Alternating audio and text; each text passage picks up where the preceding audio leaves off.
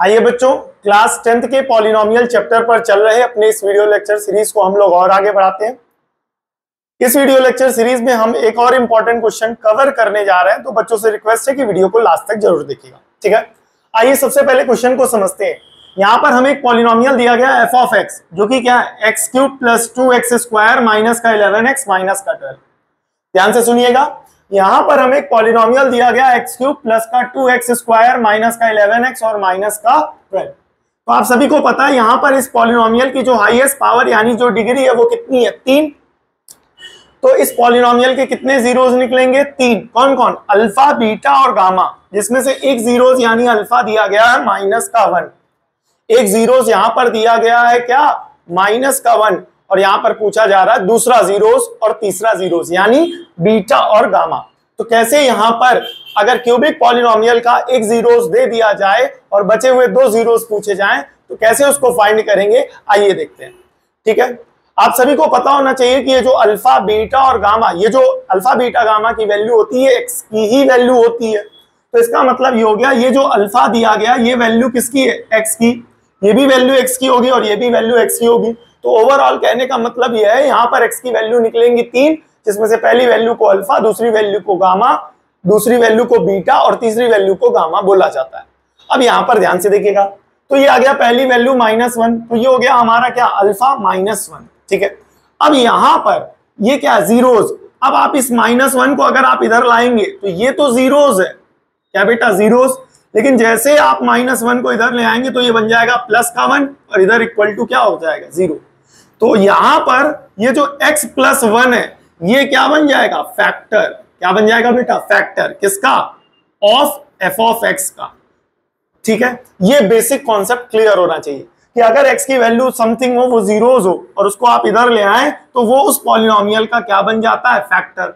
This is most important part इस question का, ये आपको आना चाहिए और आगे ये कॉन्सेप्ट कई बार यूज होगा आने वाले क्वेश्चन में। फिर से एक बार समझिएगा, अगर कोई भी जीरोस दिया गया, अगर आप उसको इस साइड ले आए यानी लेफ्ट साइड ले आए तो वो जो होता है उसी पॉलिनोमियल का फैक्टर बन जाता है जिसका वो जीरोस होता है। इतना आ गया कि नहीं आ गया। अब इसका मतलब ये हुआ कि x + 1 क्या है आपका, फैक्टर। x + 1 क्या है आपका, फैक्टर किसका, fx का। तो इसका मतलब ये हो गया कि आप x + 1 से इसको डिवाइड करा सकते हैं, किसको, x³ + 2x स्क्वायर माइनस का 11x माइनस 12। ठीक है, अब क्योंकि वो फैक्टर है तो उसको तो डिवाइड कर ही सकता है ना, तो आइए उसको पूरी तरीके से डिवाइड कराते हैं। तो डिवाइड कैसे कराया जाएगा ये आपको ऑलरेडी पिछली वीडियो में डिस्कस किया गया था, बताया गया था। तो यहाँ पर जो भी है वो पहला टर्म है क्या, x³। ठीक है, लिख लिया। यहाँ पर जिससे डिवाइड करा रहे हैं वो है x, पहला टर्म कैंसिल करेंगे क्या आ जाएगा, x²। तो इसका मतलब हुआ x² से मल्टीप्लाई कराएंगे, x × x² x³ 1 × x² क्या हो जाएगा, x², प्लस वाला माइनस, प्लस वाला माइनस, तो ये दोनों क्या हो जाएंगे, कैंसल। तो ये बनेगा 2x² माइनस x², तो हो जाएगा x²। फिर उसके बाद जो भी टर्म्स आपके बचेंगे उसको एज इट इज कॉपी कर लीजिएगा। अब यहाँ जो बच रहा है उसका पहला टर्म क्या है, x² और जिससे डिवाइड कराना उसका पहला टर्म क्या है, x, तो कैंसिल होकर के x हो जाएगा। तो आइए यहाँ पर क्या करेंगे, प्लस का x कर देंगे, तो x × x क्या हो जाएगा, x², 1 × x क्या हो जाएगा, x। अब इसको सब्ट्रैक्ट आप करेंगे तो ये दोनों क्या हो जाएंगे, कैंसिल। अब ये x कैसा हो गया, माइनस का, और ये 11 ऑलरेडी कैसा है, माइनस का, तो minus minus plus, sign minus का, और जो बचे हुए टर्म्स हैं उनको वापस क्या कर लिया जाएगा, उतार लिया जाएगा। इतना आया। अब आगे बढ़ते हैं।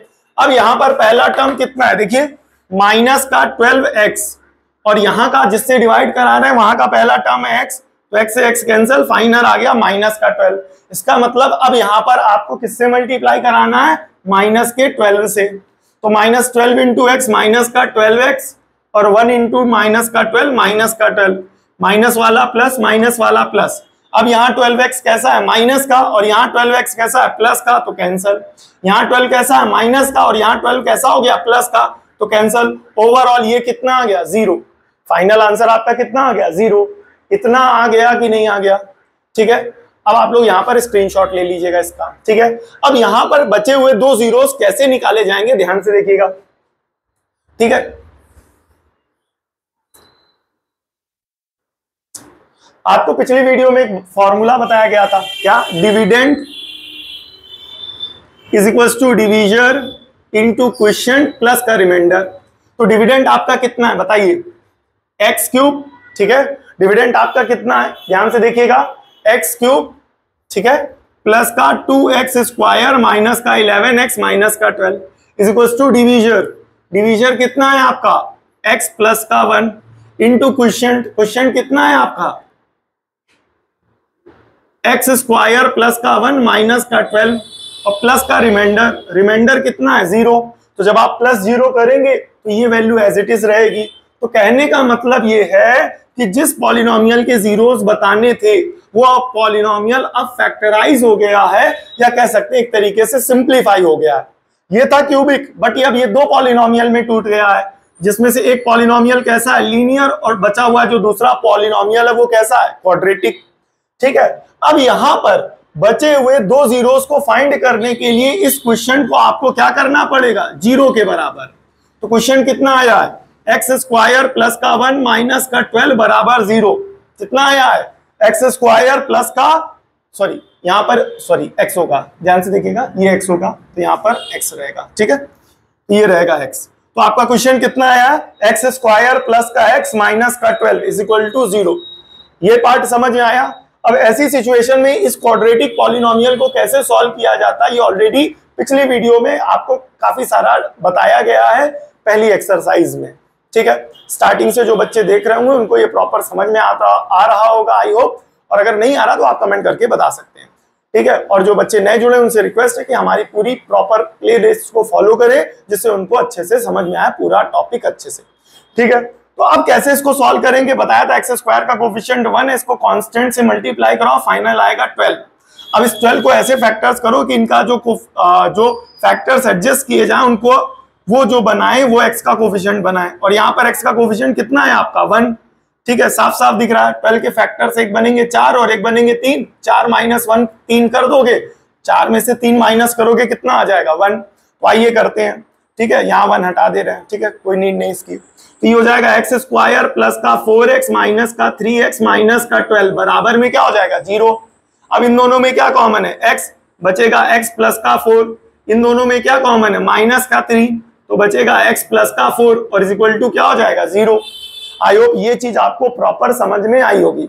अब इन दोनों में क्या कॉमन है बताइए, इन दोनों में कॉमन है x प्लस का 4 और यहाँ क्या कॉमन है x माइनस का 3 बराबर में 0। तो जीरोस के लिए अब एक बार इसको 0 के बराबर कर दो, एक बार 0 से, तो क्या लिखेंगे, इसका एक आप स्क्रीनशॉट ले लीजिएगा तो आपको, ठीक है, अच्छे से समझ में आ जाएगा, ठीक है, अगर आप लेना चाहें तो। नाउ आगे बढ़ते हैं। अब यहां पर ध्यान से देखिए, एक बार इसको 0 के बराबर, एक बार इसको 0 के बराबर।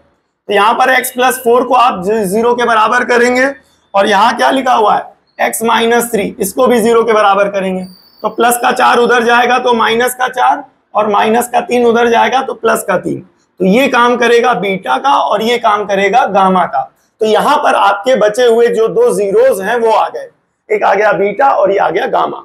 यही आपको फाइंड करने को बोला गया था। आई होप ये आपको अच्छे से समझ में आया होगा। क्वेश्चन इंपॉर्टेंट है और आगे इसके कॉन्सेप्ट्स यूज होंगे जब आप क्लास 11th और 12th में आएंगे, ठीक है। वीडियो आपको कैसा लगा प्लीज कमेंट करके जरूर बताइएगा कि आपको कैसा लगा, और अगर आपके कोई दोस्त भाई बहन हो जो class 10th 11th 12th 9th से हो, उन तक ये वीडियो या चैनल का लिंक जरूर भेजें ताकि उनकी भी मदद हो सके और वो अपनी पढ़ाई को, अपने कॉन्सेप्ट्स को और अच्छा कर सके, ठीक है। मिलते हैं नेक्स्ट वीडियो में, तब तक के लिए जय हिंद।